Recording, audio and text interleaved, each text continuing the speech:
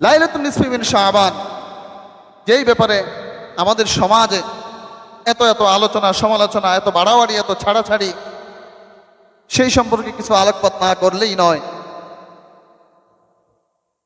হাদিসের ভাষা হচ্ছে লাইলাতুন নিসফি মিন শাবান। আমরা যেটাকে আমাদের এই উপমহাদেশে আমরা যেটাকে বলি শবে বরাত, কি বলি? শবে বরাত শব্দটা হচ্ছে ফার্সি শব্দ। কি শব্দ? কোরআন ও হাদিসের কোথাও এই শব্দ নাই, এটা একটা পরিভাষা। এই উপমহাদেশ যখন, ভারতীয় উপমহাদেশ যখন পারস্য থেকে আগত মুঘল সাম্রাজ্য যখন প্রতিষ্ঠা হয়েছিল, তখন থেকে দীর্ঘদিন মুঘলরা শাসন করেছে এই উপমহাদেশ।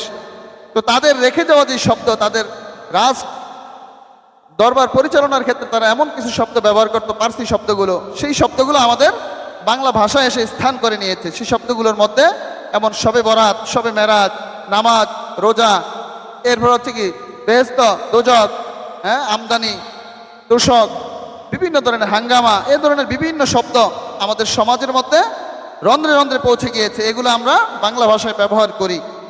শব্দগুলো হচ্ছে পার্সি শব্দ। তো এগুলো বললে যে আপনার গুনাহ হবে এমন কোনো কথা নাই, কিন্তু এটা হাদিসের পরিভাষা না, এটা হচ্ছে স্বাভাবিক ভাষা আর কি। তো আমাদের এই লাইলাতুল নিসফি মিন শাবান, এটার অর্থ হচ্ছে শাবানের মধ্য রজনী, অর্থাৎ মধ্য শাবানের যে রজনী, 14 তারিখ দিবাগত রাত, মধ্য শাবানের রজনী। লাইলাতুল বারাত মানে হচ্ছে মুক্তির রাত। অনেকে ভুল করে, অপব্যাখ্যা করে এটাকে ভাগ্যের রজনী বানিয়ে ফেলেছে। ভাগ্যের রজনী ব্যাপারে কোরআনে যে আয়াত, এই আয়াতের অপব্যাখ্যা তারা করে। আল্লাহ তাআলা কালামে হাকিমে যে আয়াত উল্লেখ করেছেন, এই আয়াত ছিল লাইলাতুল কদর সম্পর্কে। আল্লাহ তাআলা বলেন, ইন্না আনজালনাহু ফি লাইলাতিন মুবারাকাহ ইন্না কুন্না মুনজিরিন ফিহা ইউফরাকু কুল্লু আমরিন হাকিম। সূরা দুখানের মধ্যে আল্লাহ তাআলা উল্লেখ করেছেন যে আল্লাহ তাআলা কোরআনকে নাজিল করেছেন বরকতময় মহিমান্বিত রজনীতে, আর তিনি হচ্ছেন সতর্ককারী। আর এই রাতে মানুষের ভাগ্য, পুরো বছরের ভাগ্য লিপিবদ্ধ করা হয়। হায়াত মউত থেকে শুরু করে তার পুরো এক বছরের যত কর্ম পরিচালনা, সেগুলো ফেরেশতাদের মধ্যে বন্টন করে দিয়ে থাকেন আল্লাহ তাআলা। তো আয়াত আল্লাহ তাআলা বলেছেন কোরআন নাজিলের রাত সম্পর্কে। কোরআন নাজিল কোন রাতে হয়েছে? আল্লাহ তাআলা অপর আয়াত সূরায় নাজিল করে দিয়েছেন, ইন্না আনজালনাহু ফি লাইলাতিল কদর, আমি কোরআন নাজিল করেছি কদরের রাতে। কোন রাতে? লাইলাতুল কদর। সেটা কবে? রমাদানে, রমজান মাসে। সেই মাস সম্পর্কে আল্লাহ তাআলা বলে দিয়েছেন। আল্লাহ তাআলা সেই মাস সম্পর্কে বলে দিয়েছেন যে এটা হচ্ছে রমাদান মাস। শাহরু রমাদান আল্লাযী উনজিলা ফীহিল কুরআন হুদাল লিন-নাস ওয়া বায়িনাতিন মিনাল হুদা ওয়াল ফুরকান। রমাদান মাস হচ্ছে কোরআন নাজিলের মাস। তাহলে এটা নিয়ে বিতর্ক করার কোনো সুযোগ আছে? কোনো সুযোগ নাই। তাহলে এটাকে মুক্তির রাত, বারাত বলা যায়, যেহেতু আল্লাহ তাআলা অগণিত বান্দাকে ক্ষমা করেন, গুনাহ মাফ করেন।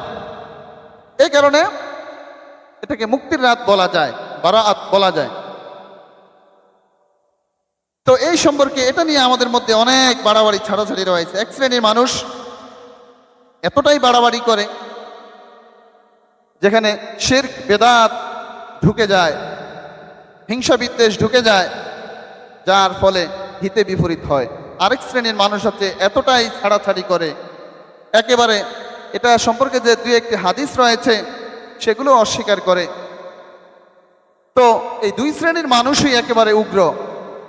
আমরা মধ্যম পন্থা অবলম্বন করব। উম্মাতাও ওয়াসাতাল লিতাকুনু শুহাদা, আমাদের এই উম্মতে মুহাম্মাদীকে মধ্যমপন্থী জাতি হিসেবে বানানো হয়েছে। আমরা মধ্যম পন্থা অবলম্বন করব, হাদিস অনুযায়ী আমল করব, বাড়াবাড়িও করব না, ছাড়াছাড়িও করব না। দেখেন, হাদিসের ব্যাপারে বাড়াবাড়ি যারা করে তারা কি করে? তারা জাল হাদিস বলে, মাউদু হাদিস, নিজে বানানো কিছু হাদিস তারা ব্যবহার করে, বিদায় এর গুরুত্ব আরো কমে যায় এবং সে অনুযায়ী তারা আমল করে। এই রাত উপলক্ষে তারা এটাকে ভাগ্যের রজনী মনে করে এবং প্রচার করে। এরপর এমন কিছু কুসংস্কার চালু করেছে, বেদাতি কাজ চালু করেছে তারা। এই রাতে গোসল করলে গোসলের পানির ফোঁটা যতটা পড়বে সব গুনাহ মাফ হয়ে যাবে। এই রাতকে লক্ষ্য করে তারা বলে। আরে অজু করলে সাধারণ অবস্থায় যদি আপনি নামাজের নিয়তে অজু করেন, পবিত্রতার নিয়তে অজু করেন, আপনার সগীরা গুনাহ এমনি মাফ হয়, ঠিক আছে? পবিত্রতার নিয়তে যদি আপনি স্বাভাবিক যে কোনো সময় অজু করেন, গোসল করেন, পবিত্রতা করেন, আপনার সগীরা গুনাহ মাফ হয়। এর জন্য লাইলাতুল বরাত লাগে না, নিসফু মিন শাবান লাগে না। তো এই রাতকে উদ্দেশ্য করে যদি বলা হয়, এটা বেদাত হবে। হালুয়া রুটি, হ্যাঁ, হালুয়া রুটি না খেলে এই রাত মনে হয় যেন পালনই হবে না, এমন একটা অবস্থা। আবার এই রাতে ভালো খাবার না খেলে সারা জীবন অর্থাৎ পুরো বছর ভালো খেতে পারবে না, এমন কুসংস্কার। এরপর ঘরের কোণে কোণে জায়গায় জায়গায় আগরবাতির ধোঁয়া দেওয়া হয়, বা মৃত আত্মা নাকি ঘরে আসে, এই আত্মাদেরকে সে আগরবাতির ঘ্রাণ লাগানো হয়। এই ধরনের কুসংস্কার, মাজারের মধ্যে শালু কাপড় জড়িয়ে মোমবাতি আগরবাতি দেওয়া, হ্যাঁ, সিন্নি দেওয়া, মাজারে মানত করা, এরপর সেখানে সেজদা দেওয়া, এই যে শিরকি কাজ কারবার, এগুলো বাড়াবাড়ি। এগুলো কি বাড়াবাড়ি? এবং এগুলো নিয়ে তারা আবার যারা করে না তাদের সাথে হিংসা বিদ্বেষে লিপ্ত হয়, ঝগড়া বিবাদে লিপ্ত হয়। অথচ আল্লাহ তাআলা এই রাত সম্পর্কে যে হাদিস এসেছে, যে এই রাতে হিংসা বিদ্বেষ পোষণকারী এবং শিরককারী ব্যতীত সবাইকে মাফ করে দেন। তো তারা কি করলো? তারা যারা বাড়াবাড়ি করে, তারা হিংসা বিদ্বেষও করে, আবার শিরকি কর্মকাণ্ডও করে। তাহলে তার আমল করে লাভ হলো কি? আর যারা ছাড়াছাড়ি করে, একেবারেই এই রাতের কোনো ফজিলত নাই, এই সম্পর্কে কোনো হাদিস নাই, একেবারেই বয়কট করে, সাধারণ মানুষ, ধর্মপ্রাণ মানুষ যদিও কিছু জিকির আজকার করতো, একাকী হোক, নিজে কিছু নফল ইবাদত করত, সেই ইবাদত থেকেও তাদেরকে গাফেল করে ফেলে, এমন আছে এক শ্রেণীর মানুষ। আমরা মধ্যম পন্থা অবলম্বন করব, হাদিস অনুযায়ী আমরা আমল করব।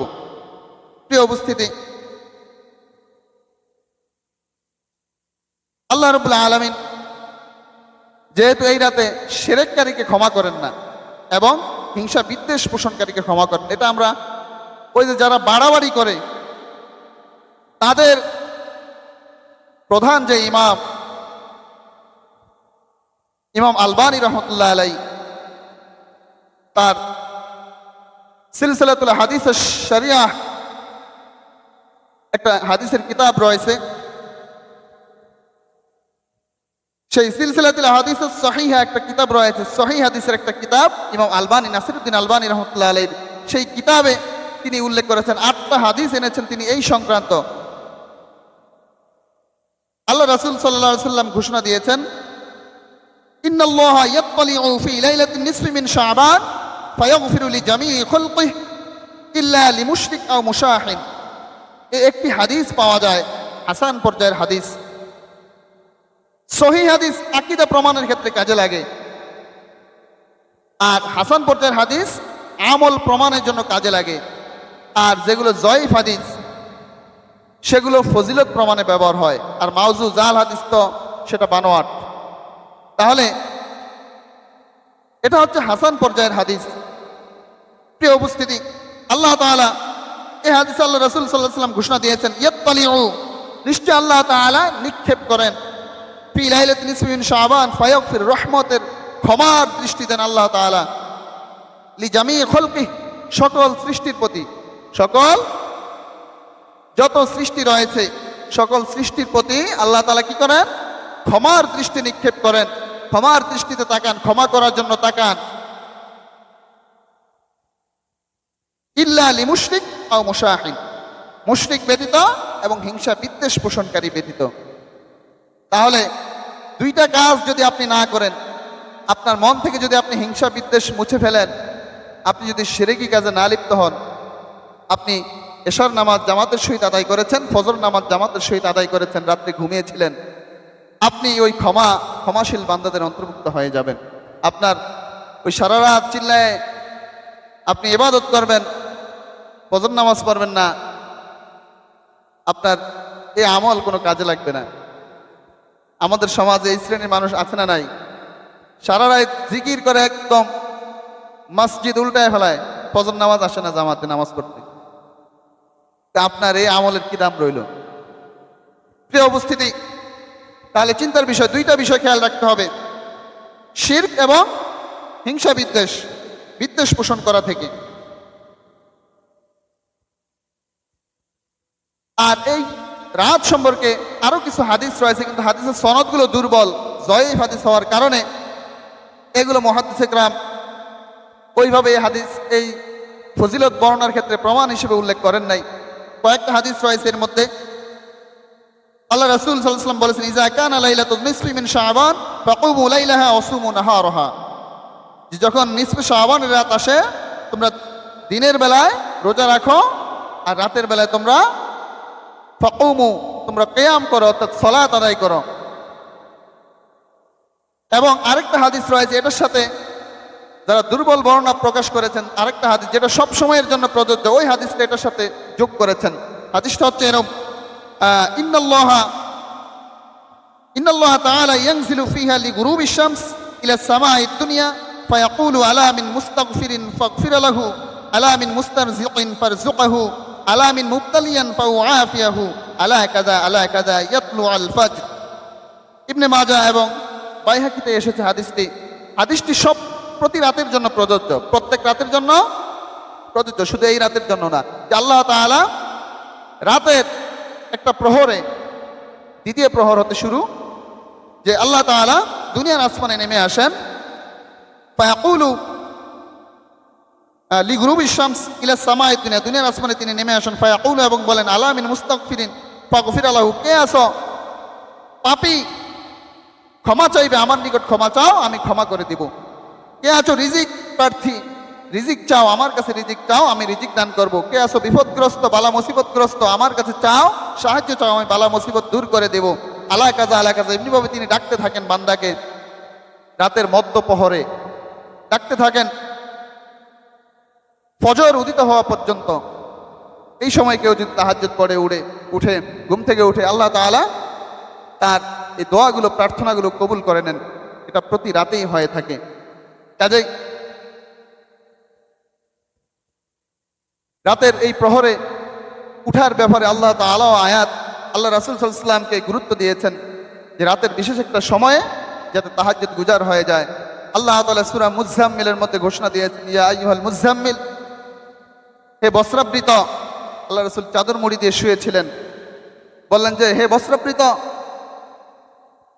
কুমিল লাইলা ইল্লা কলিলা, রাতের কিছু অংশ সময় আপনি ঘুম থেকে উঠুন, দাঁড়ান, নামাজ আদায় করুন, তাহাজ্জুদ গুজার হন। নিসফাহু আও ইনকুস মিনহু কলিলা, যে সেটা রাতের অর্ধেক হতে পারে অথবা তার চেয়ে কিছু অংশ কমও হতে পারে।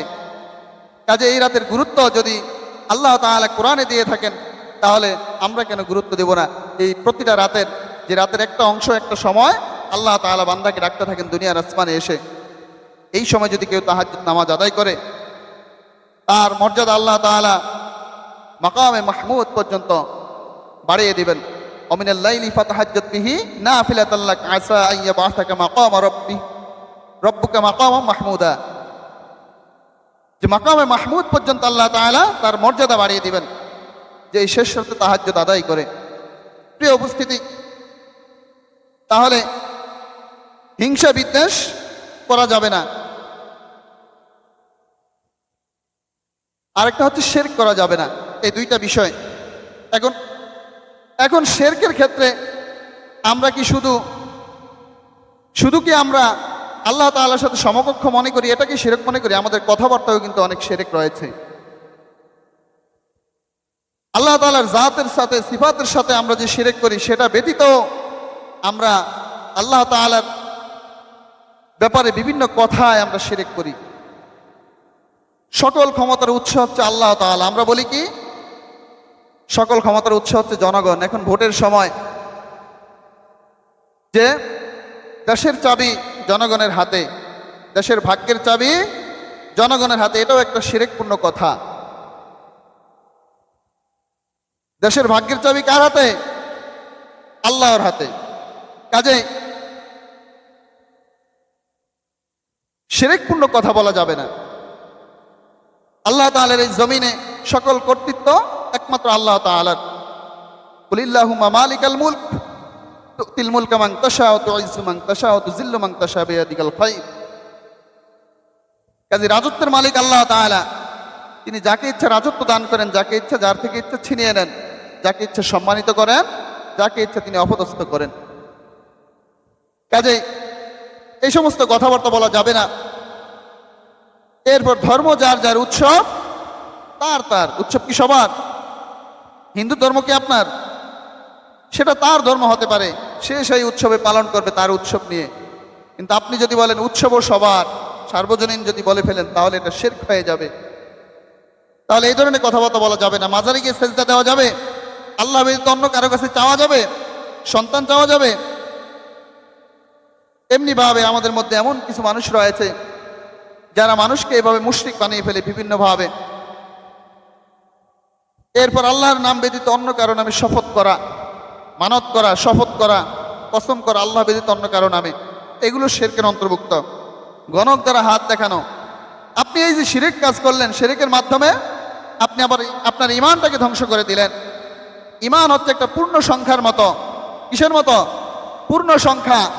আপনি 1 2 3 4 5 6 7 8 9 এগুলোর পরে যত সংখ্যা বসাবেন এটার ভ্যালু থাকবে। কিন্তু আপনি যদি শূন্যের পরে আপনি যত সংখ্যাই বসান না কেন, দুনিয়ার এক প্রান্ত থেকে আরেক প্রান্ত আপনি সংখ্যা বসাচ্ছেন, কিন্তু প্রথমে আছে শূন্য, আপনার ওই সংখ্যার কোনো ভ্যালু আছে? মূল্য আছে? কাজেই ঈমানটা হচ্ছে পূর্ণ সংখ্যার মতো। আপনার ঈমান যদি না থাকে, আপনার পরে যত সংখ্যা বসান না কেন, যত আমল বসান না কেন, তার দাম নাই। আবার এক শ্রেণীর মানুষ বলবে, এ কারণে তো বলছি যে আগে ঈমান ঠিক কর, পরে আমল করিস। তার মতো ভণ্ড দুনিয়ার জমিনে আরেকটাও নাই। সে ঈমান আনার কথা বলে, ঈমান ফাঁকা করার কথা বলে, সে নামাজ পড়ে না, রোজা রাখে না, হজ করে না, যাকাত দেয় না, কোনো আমল করে না। অর্থাৎ তার পুরো ভিতরটাই ফাঁকা। ইচ্ছাকৃত নামাজ যে ছেড়ে দেয় সে হচ্ছে কাফের, আল্লাহ রাসূলের হাদিসের ভাষ্য অনুযায়ী। কাজেই তার স্থান কোথায়? ফি নারি জাহান্নাম খালিদুনা ফিহা। তার জাহান্নামে হচ্ছে তার বাসস্থান। যে সে আগে ঈমান পাকা করবে, এরপর সে আমল করবে, ওই চিন্তা করতে করতে তার মৃত্যু ডাক চলে আসে। এই হচ্ছে অবস্থা। আরেকটা হচ্ছে হিংসা বিদ্বেষ। তাহলে হিংসা বিদ্বেষ আমাদের মাঝখান থেকে আমরা ঝেড়ে ফেলে দিব। হিংসা বিদ্বেষের অনেক ক্ষতি।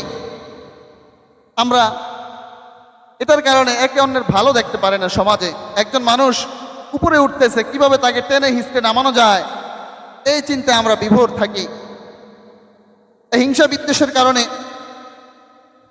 আপন মানুষের ব্যাপারেও চক্রান্ত শুরু করে দেয় মানুষ। আর আল্লাহ রাসূলের ভাষ্য অনুযায়ী হিংসা এমন ভয়াবহ, আল্লাহ রাসূল বলেন তোমরা হিংসা বিদ্বেষ থেকে বিরত থাকো, কেননা হিংসা বিদ্বেষ মানুষের আমলকে ধ্বংস করে ফেলে, খেয়ে ফেলে, যেমনিভাবে আগুন শুকনো কাঠকে খেয়ে ফেলে ধ্বংস করে দেয়। কাজে হিংসা বিদ্বেষ থেকে বিরত থাকতে হবে। হিংসা বিদ্বেষ থেকে বাঁচার 4টা উপায়ের কথা বলবো। বেশি বেশি সালাম দিবেন। কি দিবেন? আফসুস সালাম, সালামের প্রচলন দিবেন, হিংসা বিদ্বেষ দূর হবে পরস্পর। আপনার জানের শত্রু হলেও আপনি তাকে সালাম দেন, আগে সালাম দেন, শত্রুতা দূর হয়ে যাবে। আজকে আমাদের মধ্য থেকে সালামের প্রচলন উঠে গেছে। এই সালাম দিতে হবে বেশি বেশি। এরপর হাদিয়া দেওয়া। আপনার শত্রুকেও আপনি হাদিয়া দেন না। আপনার পার্শ্ব প্রতিবেশীর সাথে আপনার ঝগড়া, ভালো কিছু খাবার রান্না করেছেন, এক বাটি নিয়ে দেন না তাকে। দেখেন না হিংসা বিদ্বেষ থাকে কিনা। এমনিভাবে আপনার কোনো লোকের সাথে আপনার খুব খারাপ সম্পর্ক, আপনি তাকে পাশে বসে এক কাপ চা খাওয়ান না, আপনার কি অনেক বেশি লস হয়ে যাবে? তাহলে হাদিয়া দেওয়ার মাধ্যমেও হিংসা বিদ্বেষ দূর হয়। এরপর দোয়া করা, বেশি বেশি দোয়া করা। কাজে প্রিয় উপস্থিতি, আমরা এই 2টা কাজ থেকে বিরত থাকব। আর কিছু আমল সম্পর্কে আগেই বলেছিলাম যে এই রাতের কিছু আমল, করণীয় কিছু আমল হচ্ছে আমরা নফল নামাজ বেশি বেশি পড়ব, জিকির আজকার বেশি বেশি করব। এরপর যারা এই শিরককারী, পরের হক মেরে খাওয়ার পার্টি যারা আছি, তারা তওবা করে নেবেন। কারণ খাঁটি তওবা ছাড়া আপনার আমল কবুল হবে না। আপনি অনুতপ্ত হয়ে আল্লাহ তাআলার কাছে তওবা করবেন। এই কাজ আপনি আর ভুলেও কখনো করবেন না। ঘৃণা ভরে আপনি এই কাজকে প্রত্যাখ্যান করবেন। তাহলে পাপ কাজ আপনি ছেড়ে দিবেন, খালিস নিয়তে আপনি তওবা করে এরপর আপনি আমল করবেন। যদি এই রাতে আমল করেন,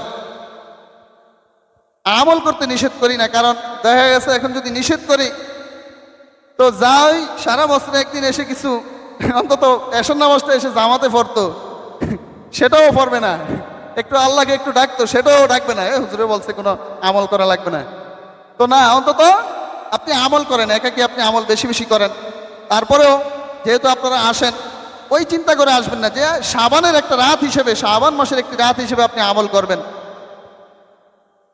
তাহলে আপনি ফজিলত পেয়ে যাবেন। শাবান মাসের একটি মধ্য রজনী হিসেবে, বা শাবান মাসের এই রজনীটা তো ওই 30টা দিনের মধ্যেই আছে নাকি, তো সেই হিসেবে আপনি আমল করলেন, আল্লাহকে ডাকলেন, জিকির আজকার করলেন, নফল ইবাদত করলেন, কোরআন তেলাওয়াত করলেন, তাসবিহ তাহলিল পাঠ করলেন, আল্লাহ তাআলার কাছে ক্ষমা চাইলেন, তো সেই হিসেবে আপনি প্রার্থনা করবেন। প্রিয় উপস্থিতি, এরপর বর্জনীয় কিছু দিক রয়েছে যেগুলো আমাদেরকে ছেড়ে দিতে হবে। সম্মিলিত যে আমল, সম্মিলিতভাবে কবর জিয়ারত করে না, না আল্লাহ রাসূল একাকী কবরস্থান গিয়ে তিনি জিয়ারত করেছেন, এটা প্রমাণ আছে। আপনি একাকী জিয়ারত করতে পারেন, একাকী জিয়ারত করতে পারেন। বেদাতি কোনো কাজ করা যাবে না, হালুয়া রুটি, আতশবাজি, ওই যে গোসল, এই সমস্ত বেদাতি কাজগুলো করা যাবে না। শিরক করা যাবে না, কবর পূজা, মাজার পূজা, কবরে বাতি দেওয়া, ফুল দেওয়া, আগরবাতি দেওয়া, ঘরের মধ্যে আগরবাতি দেওয়া, এই ধরনের কুসংস্কার নিয়ে এই সমস্ত কাজ করা যাবে না। হালুয়া রুটির বিপক্ষে আমি না, আপনি প্রতিদিন বা অন্য কোনো সময় হালুয়া রুটি খান, হ্যাঁ সেই হিসেবে আপনি খেতে পারেন, কিন্তু মানে এই দিনের বরকত মনে করে খাওয়া, এটা সমস্যা। এরপর হিংসা বিদ্বেষ করা যাবে না, অন্যায়ভাবে মানুষ হত্যা করা যাবে না, ব্যভিচারে লিপ্ত হওয়া যাবে না, আত্মীয়ের সম্পর্ক সঠিকভাবে রাখতে হবে, গীবত করা যাবে না, মদ্যপান করা যাবে না, এই ধরনের কাজগুলো থেকে আমাদেরকে বিরত থাকতে হবে। তাহলে বলে হুজুর এত কাজ কিভাবে করব? কিচ্ছু আপনি যদি করতে না পারেন, আপনার মনের মধ্যে থেকে আপনি হিংসা বিদ্বেষ ঝেড়ে ফেলেন, আর হচ্ছে আপনি শিরক কাজ থেকে বিরত থাকেন। এই দুইটা কাজ যদি আপনি করেন, আপনি এশার নামাজ জামাতে পড়বেন, ফজর নামাজ জামাতে পড়বেন, আপনি এই রাতের ফজিলত পেয়ে যাবেন। কাজেই এই দুইটা বিষয় আমাদের খেয়াল রাখতে হবে। আজকে হিংসা বিদ্বেষের কারণে আমরা আমাদের নিজেদের ভাই ভাইয়ের সম্পর্ক ভুলে যাই, প্রতিবেশীর সম্পর্ক ভুলে যাই, সমাজের সাথে সম্পর্ক ভুলে যায়। এমন অবস্থা হয়ে গেছে আমাদের হিংসা বিদ্বেষের কারণে। অথচ রাত পোহালেই ভাইয়ের সাথে ভাইয়ের দেখা, সমাজের এক মানুষের সাথে আরেক মানুষের দেখা, অন্যের প্ররোচনায় পরে আমরা হিংসা বিদ্বেষে পরে আমরা নিজেরা জড়িয়ে যাই বিভিন্ন ঝগড়া বিবাদে, যেটার ভয়াবহতা হচ্ছে আপনার আমলগুলো ধ্বংস হয়ে যায় আর স্থান হয়ে যায় জাহান্নাম। তাহলে কার ক্ষতি আপনি করলেন?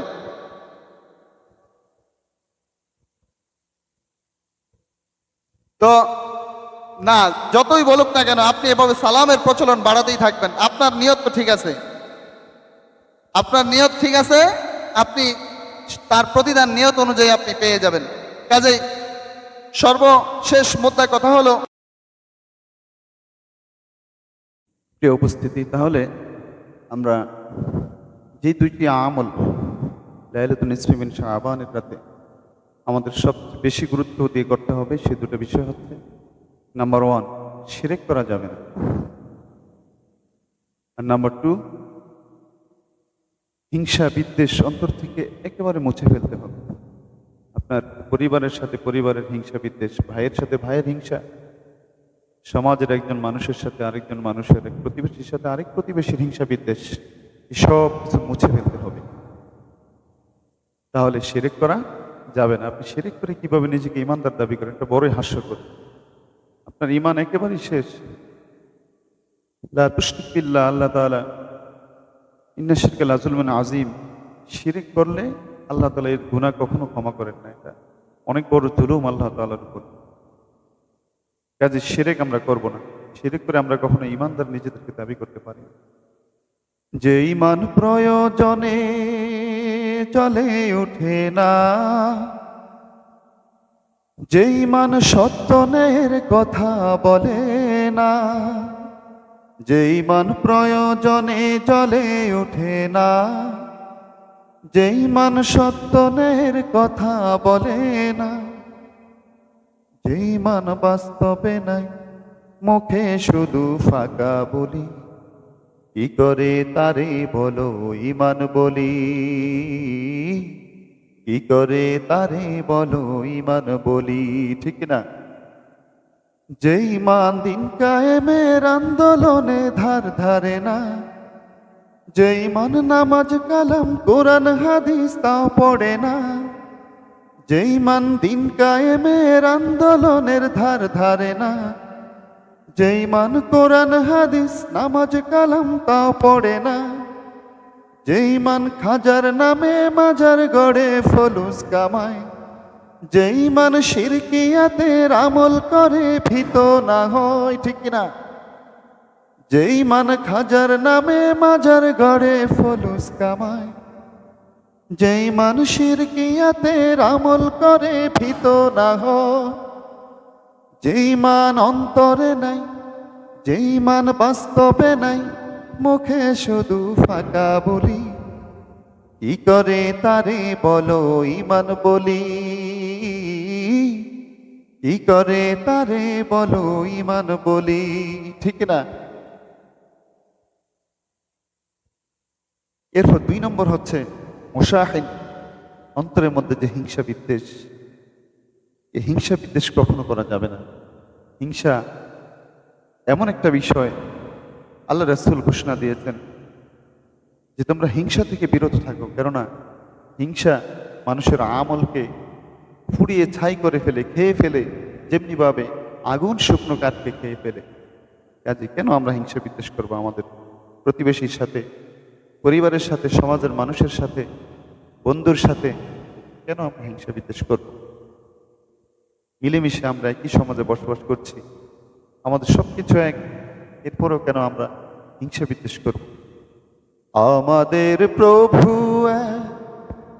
এক নবীর উম্মাহ, জীবন বিধানে ওই শিবানী কোরা। আমাদের প্রভু এক নবীর উম্মাহ, জীবন বিধানে ওই শিবানী কোরা। তবে কেন এক হে মুসলমান, এক হও করিয়াও ভাব। তবে কেন এক হে মুসলমান, এক হও করিয়াও ভাব। বাইতুল্লাহ মদিনা শরীফে, ওহুদ পাহাড়ে, বদরের মাঠে। বাইতুল্লাহ মদিনা শরীফে, ওহুদ পাহাড়ে, বদরের মাঠে। একটা তো জীবন, মরণ তো একটা। একটা তো জীবন, মরণ তো একটা। সকলের তরে যেন একই স্থান। তবে কেন কেন হে মুসলমান, এক হও করিয়াও ভাব। তবে কেন হে মুসলমান, এক হও করিয়াও ভাব।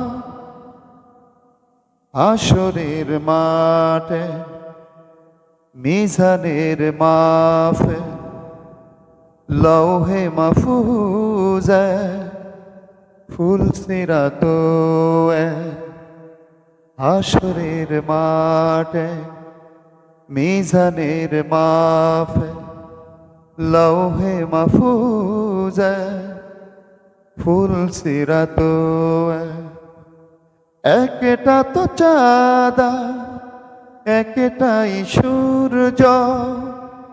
একটা তো চাঁদা, একটা তো সূর্য ধরাতে নিয়ম মেনে আলো করে দান, তবে কেন কেন হে মুসলমান, এক হও করিয়াও ভাই, তবে কেন হে মুসলমান, এক হও করিয়াও ভাই। ঠিক কিনা? কাজে এক থাকতে হবে। আল্লাহ তাআলার এই ধরায় আল্লাহ তাআলা আমাদের সৃষ্টি করেছেন, মুসলমান হিসেবে সৃষ্টি করেছেন। আমাদেরকে এক হয়ে কাঁধে কাঁধ মিলিয়ে ইসলাম প্রতিষ্ঠার কাজে আঞ্জাম দিতে হবে। নিজের মুসলমানিত্ব প্রকাশ করতে হবে। কোনো হিংসা বিদ্বেষ অন্তরের মধ্যে রাখা যাবে না। এই দিন, এই রাত, এই লাইলাতুন নিসফি মিন শাবানের রাতে আপনি যদি শিরক মুক্ত থাকেন, হিংসা বিদ্বেষ মুক্ত থাকেন, তবে আপনি এশার নামাজ এবং ফজর নামাজ জামাতের সহিত আদায় করলেন, আপনি সেই মুক্তিপ্রাপ্ত বান্দাদের অন্তর্ভুক্ত হয়ে যাবেন, ক্ষমাপ্রাপ্ত বান্দাদের অন্তর্ভুক্ত হয়ে যাবেন। কাজেই আমরা সকলে এই দুইটা আমল, বিশেষ করে শিরক থেকে আমরা মুক্ত থাকবো, হিংসা বিদ্বেষ থেকে আমরা মুক্ত থাকবো। হিংসা বিদ্বেষ করা যাবে না। আল্লাহ তাআলা আমাদেরকে এই দুইটি বিষয়ে আমল করার তৌফিক দান করুন।